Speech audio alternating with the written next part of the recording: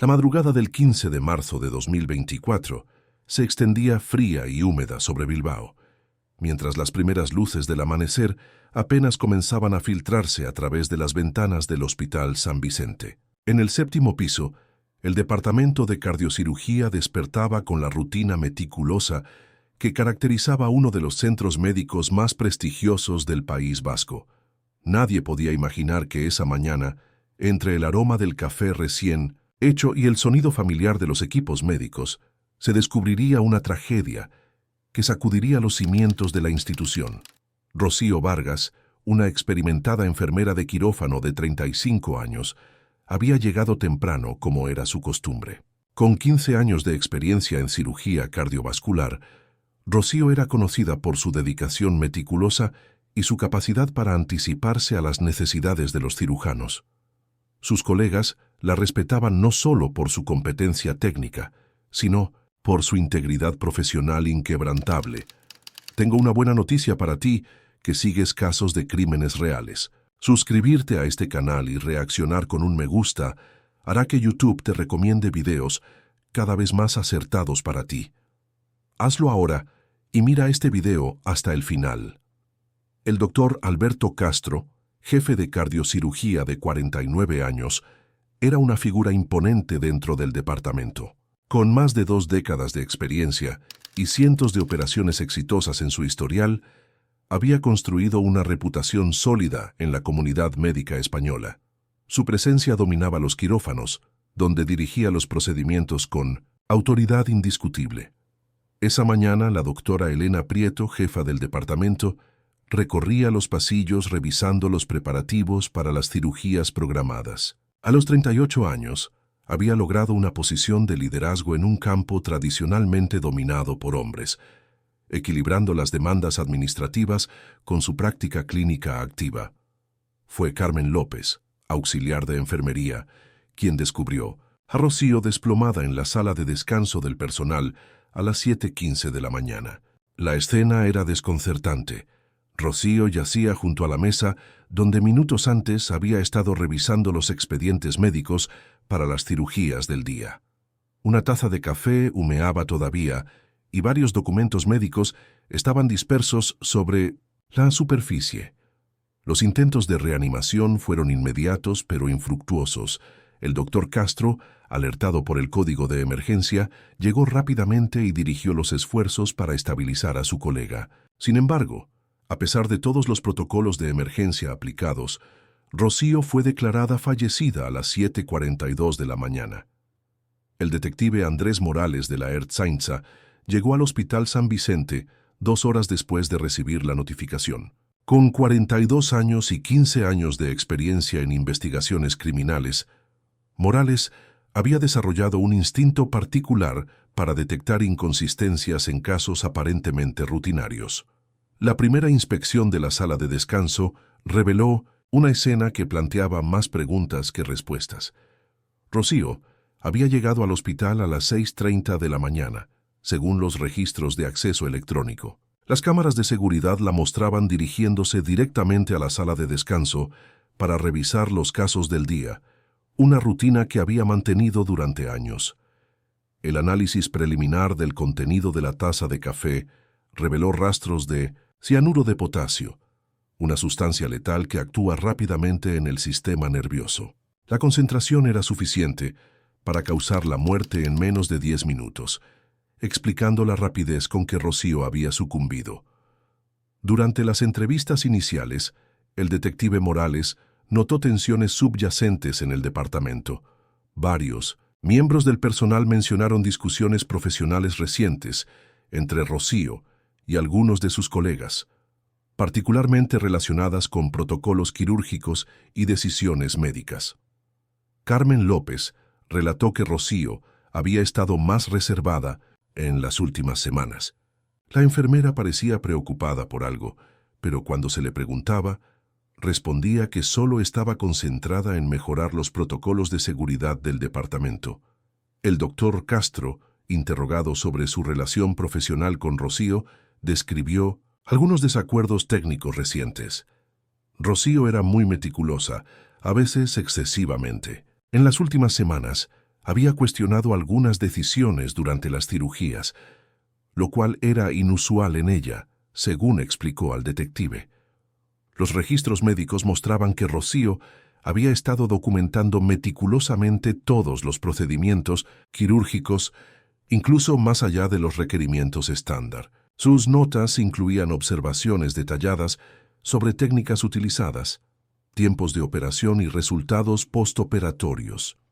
El análisis de su casillero personal reveló documentos médicos fotocopiados que no correspondían a sus responsabilidades habituales.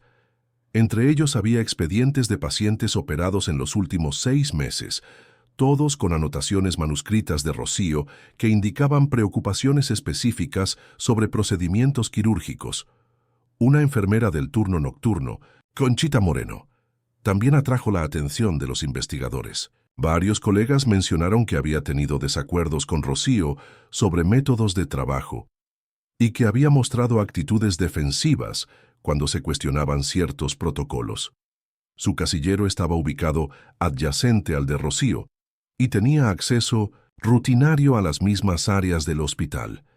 La investigación tomó un giro significativo cuando el equipo forense descubrió que Rocío había estado recopilando información de manera sistemática durante meses. En su computadora personal, encontrada en su apartamento, los investigadores descubrieron archivos cifrados que contenían copias digitales de expedientes médicos, fotografías de documentos y grabaciones de audio realizadas discretamente. Los archivos revelaron que Rocío había identificado un patrón preocupante en las cirugías realizadas por el Dr. Castro. En varios casos, pacientes que habían llegado con condiciones médicas estables experimentaron complicaciones inesperadas durante los procedimientos. Las anotaciones de Rocío sugerían que estas complicaciones no eran accidentales. El detective Morales profundizó en el historial médico del Dr. Castro y descubrió información perturbadora. En sus posiciones anteriores en hospitales de Madrid y Valencia, había habido cuestionamientos similares sobre tasas de mortalidad inusualmente altas en sus cirugías. Sin embargo, nunca se habían presentado cargos formales, y Castro había conseguido transferencias exitosas antes de que las investigaciones internas llegaran a conclusiones definitivas. Simultáneamente, la investigación sobre Conchita Moreno reveló aspectos problemáticos de su historial profesional. Había sido objeto de varias quejas por parte de pacientes y familiares sobre su actitud agresiva y falta de empatía. Además, había tenido acceso a la farmacia del hospital en horarios irregulares, justificando estas visitas como parte de sus responsabilidades de inventario. Las grabaciones encontradas en el equipo de Rocío incluían conversaciones captadas durante reuniones del departamento. En una de ellas, se escuchaba al Dr. Castro discutiendo con otro médico sobre pacientes problemáticos y métodos para simplificar complicaciones administrativas. Aunque las conversaciones parecían ambiguas fuera de contexto, combinadas con los expedientes médicos, comenzaban a formar un patrón inquietante. Los registros farmacéuticos mostraron que tanto Castro como Conchita habían solicitado acceso a medicamentos controlados con frecuencia superior al promedio del departamento. Entre estas sustancias se encontraba cianuro de potasio, utilizado legítimamente en ciertos procesos de esterilización de equipos médicos especializados. El análisis de las cámaras de seguridad del hospital reveló movimientos sospechosos de ambos sospechosos durante las semanas previas a la muerte de Rocío. Castro había permanecido en el hospital durante horarios no laborales en varias ocasiones, mientras que Conchita había accedido a áreas fuera de su jurisdicción habitual, incluyendo la sala de descanso del personal durante turnos cuando no estaba programada para trabajar. La doctora Prieto reveló información adicional durante un segundo interrogatorio. Había recibido una carta anónima 2 días antes de la muerte de Rocío, sugiriendo que investigara los expedientes de ciertos pacientes y mencionando irregularidades sistémicas en el departamento. La caligrafía parecía corresponder con las muestras de escritura de Rocío, pero expertos grafólogos no pudieron confirmar definitivamente la autoría. El equipo de investigación, expandido para incluir especialistas en crímenes médicos, comenzó un análisis exhaustivo de todos los casos de mortalidad en el departamento de cardiocirugía durante los últimos 3 años. Los resultados revelaron discrepancias significativas en las tasas de mortalidad, pero la responsabilidad estaba distribuida entre múltiples profesionales, complicando la identificación de patrones específicos. Los investigadores descubrieron que Castro había desarrollado un sistema para identificar pacientes que consideraba problemáticos. Utilizaba criterios como historial de litigios, costo de tratamiento a largo plazo y probabilidad de reclamaciones futuras. Esta información la obtenía a través de su acceso a bases de datos médicas y de seguros, privilegio que parecía utilizar para propósitos diferentes a los legítimos. Paralelamente, el análisis del comportamiento de Conchita Moreno reveló que había mantenido relaciones tensas con varios colegas, particularmente con aquellos que cuestionaban sus métodos de trabajo. Había sido objeto de 3 investigaciones internas por actitudes inapropiadas hacia pacientes, aunque nunca se habían presentado cargos formales debido a la escasez de enfermeras cualificadas en el departamento. El registro del casillero de Conchita produjo un hallazgo significativo: una pequeña cantidad de cianuro de potasio oculta en un frasco etiquetado como vitaminas. Cuando fue confrontada con esta evidencia, Conchita alegó desconocer cómo había llegado la sustancia a su casillero, sugiriendo que alguien había colocado deliberadamente las pruebas para incriminarla. Los análisis de huellas dactilares en el frasco revelaron las de Conchita, pero también marcas parciales que podrían corresponder a otra persona. Los expertos forenses no pudieron determinar definitivamente si las huellas secundarias pertenecían al doctor Castro debido a la calidad limitada de las muestras. El detective Morales ordenó la vigilancia discreta de ambos sospechosos.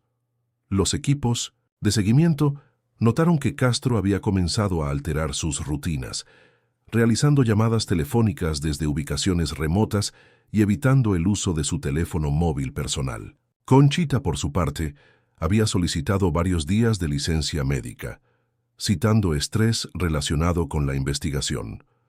Los registros telefónicos de Castro mostraron comunicaciones frecuentes con un abogado especializado en negligencia médica, así como con representantes de su seguro de responsabilidad profesional.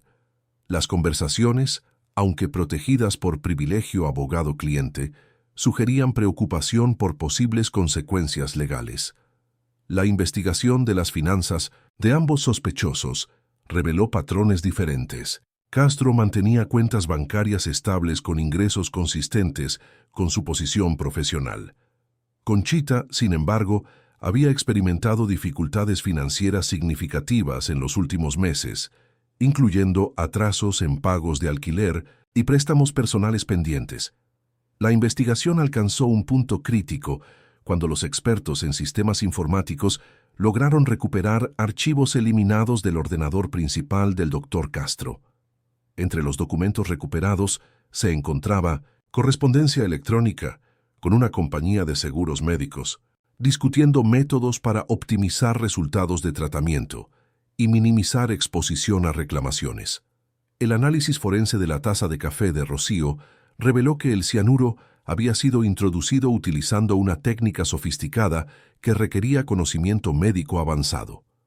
La sustancia había sido encapsulada para disolverse después de un tiempo específico, permitiendo que el perpetrador estuviera ausente cuando se produjera el envenenamiento.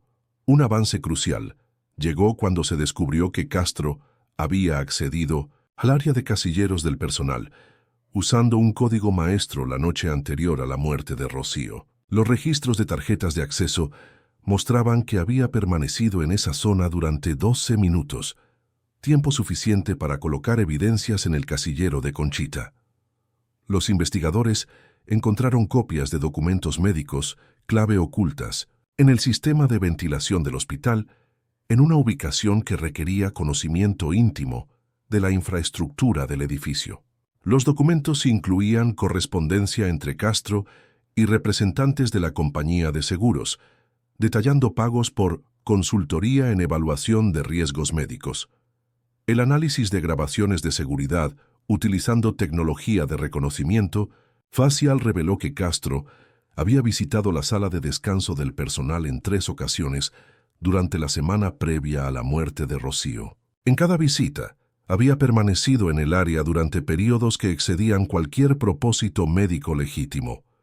Los registros médicos digitales mostraron que Castro había modificado expedientes postoperatorios en múltiples ocasiones. Las modificaciones, aunque sutiles, cambiaban las narrativas de los procedimientos para justificar complicaciones que, según los registros originales de las enfermeras, no habían ocurrido durante las cirugías. Cuando los investigadores confrontaron a Castro con esta evidencia, su comportamiento cambió notablemente. Comenzó a mostrar signos de agitación y solicitó la presencia de su abogado. Durante el interrogatorio, intentó desviar las acusaciones hacia Conchita, alegando que ella había desarrollado una obsesión enfermiza con desacreditar su trabajo profesional. La estrategia de Castro para incriminar a Conchita Moreno se desmoronó cuando los análisis forenses revelaron que las sustancias plantadas en su casillero habían sido colocadas después del horario en que ella había abandonado el hospital. Las cámaras de seguridad confirmaron que solo Castro había tenido acceso al área durante el periodo relevante. Enfrentado con evidencias irrefutables, Castro finalmente confesó su responsabilidad en la muerte de Rocío Vargas. Admitió haber envenenado su café para evitar que revelara información sobre sus prácticas médicas irregulares.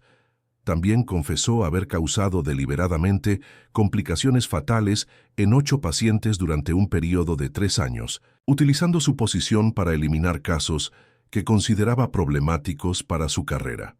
El juicio del doctor Alberto Castro comenzó en septiembre de 2024, atrayendo atención nacional sobre la ética médica y los sistemas de supervisión hospitalaria. La Fiscalía presentó un caso que incluía no solo el asesinato de Rocío Vargas, sino también la muerte intencional de múltiples pacientes. Los testimonios de familiares de las víctimas fueron especialmente impactantes. María González, hija de uno de los pacientes fallecidos, describió cómo su padre había expresado preocupaciones sobre el tratamiento del doctor Castro días antes de su cirugía. Las revelaciones sobre la traición sistemática de la confianza médica conmocionaron a la opinión pública. El 15 de diciembre de 2024, tras 4 días de deliberación, el jurado declaró al doctor Alberto Castro culpable de asesinato premeditado en el caso de Rocío Vargas y de múltiples cargos de homicidio en primer grado. La sentencia fue de prisión perpetua sin posibilidad de libertad condicional. Conchita Moreno fue exonerada de todos los cargos, aunque enfrentó medidas disciplinarias por irregularidades menores en sus responsabilidades profesionales. La experiencia la llevó a buscar transferencia a otro departamento del hospital. La doctora Elena Prieto implementó nuevos protocolos de supervisión en el Hospital San Vicente, incluyendo revisiones médicas independientes y sistemas de denuncia anónima. El caso motivó reformas a nivel nacional en la supervisión médica hospitalaria. El legado de Rocío Vargas perdura a través de una fundación establecida en su honor, dedicada a promover la transparencia médica y proteger a los profesionales que denuncian irregularidades. Su valentía para exponer la verdad, incluso a costa de su propia vida, sirve como recordatorio permanente de que la integridad médica requiere vigilancia constante.